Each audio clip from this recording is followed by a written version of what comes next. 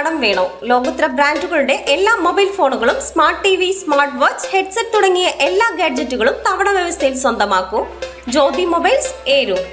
കുളത്തൂപ്പുഴ പഞ്ചായത്തിന്റെ അധീനതയിലുള്ള ചോഴിയക്കോട് സർക്കാർ LP സ്കൂളിലെ പഴയ സാധനങ്ങൾ ലേലം ചെയ്ത് നൽകിയതിൽ അപാകതയെന്ന് നാട്ടുകാർ. സ്കൂളിലെ പഴയ ബെഞ്ചുകൾ, ഡെസ്കുകൾ, പാത്രങ്ങൾ, കമ്പ്യൂട്ടറുകൾ ഉൾപ്പെടെയുള്ളവയാണ് പഞ്ചായത്ത് അധികൃതർ രഹസ്യമായി ലേലം ചെയ്തത്.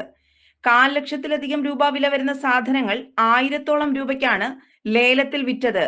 ലേലം നടത്തിയ വിവരം സ്കൂളിലെ പ്രധാന അധ്യാപികയോ സ്കൂൾ PTA പ്രസിഡന്റോ അറിഞ്ഞിട്ടില്ല.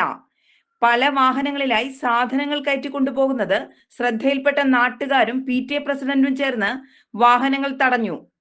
ചോഴിയക്കോട് LP സ്കൂളിൽ പഴയ നമ്മളൊക്കെ പഠിച്ചൊരു കാലഘട്ടത്തിൽ വർഷങ്ങളായി, എനിക്കിപ്പോൾ 46 വയസ്സാവുന്നു, 45-46 വയസ്സാവുന്നു.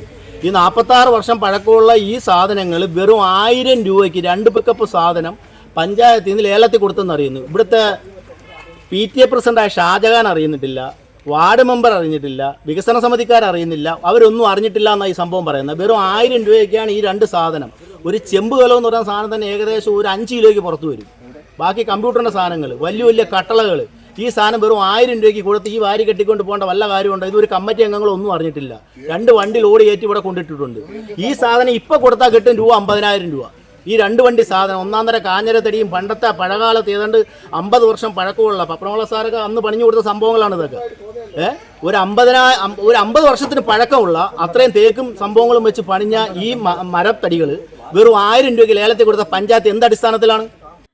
രഹസ്യമായി തടിയുരുപ്പടികൾ ഉൾപ്പെടെയുള്ളവ ലേലം ചെയ്തതിൽ അഴിമതിയാണെന്നും വിജിലൻസിന് പരാതി നൽകുമെന്നും PTA പ്രസിഡന്റ് ഷാജഹാനും നാട്ടുകാരും വ്യക്തമാക്കി. പഞ്ചായത്ത് ഇതുപോലെ 1000 രൂപയ്ക്ക് കൊടുത്തെന്നാണ് എനിക്ക് അറിയാൻ കഴിഞ്ഞത്.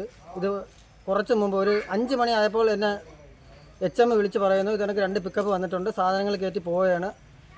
5 മണി ആയതുകൊണ്ട് HMന് അവർക്ക് വീട്ടിൽ പോകാൻ ഉള്ളതുകൊണ്ട് എന്നെ അറിയിച്ചത് പ്രകാരം ഞാൻ ഇവിടെ വന്ന് നോക്കുമ്പോൾ 2 പിക്കപ്പിലും സാധനങ്ങൾ കയറ്റി അവർ കയറിട്ട് പോകാൻ ഒരുങ്ങുകയാണ്.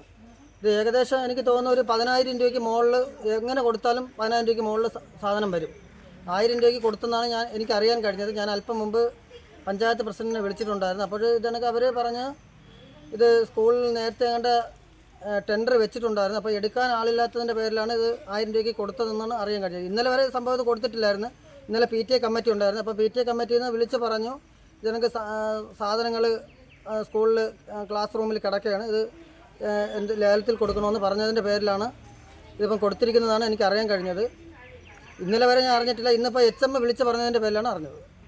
പിന്നീട് പോലീസ് എത്തിയാണ് തടഞ്ഞ വാഹനങ്ങൾ സ്കൂൾ പരിസരത്ത് നിന്നും പുറത്തേക്ക് വിട്ടത്.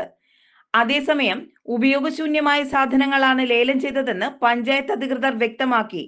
പലതവണ ടെൻഡർ കാണിച്ചെങ്കിലും എടുക്കാൻ ആരും എത്തിയിരുന്നില്ല. സ്കൂൾ തുറക്കുന്നതിന് മുമ്പ് കുട്ടികളെ സുരക്ഷയെ ബാധിക്കാതിരിക്കാൻ ഇവ നീക്കം ചെയ്തേ മതിയാകൂ എന്നതിനാലാണ് ലഭിച്ച തുകയ്ക്ക് ലേലം നടത്തിയതെന്നും പ്രസിഡന്റ് P. ലൈല ബീവി പറഞ്ഞു. നാട്ടുവാർത്ത, കുളത്തൂപ്പുഴ.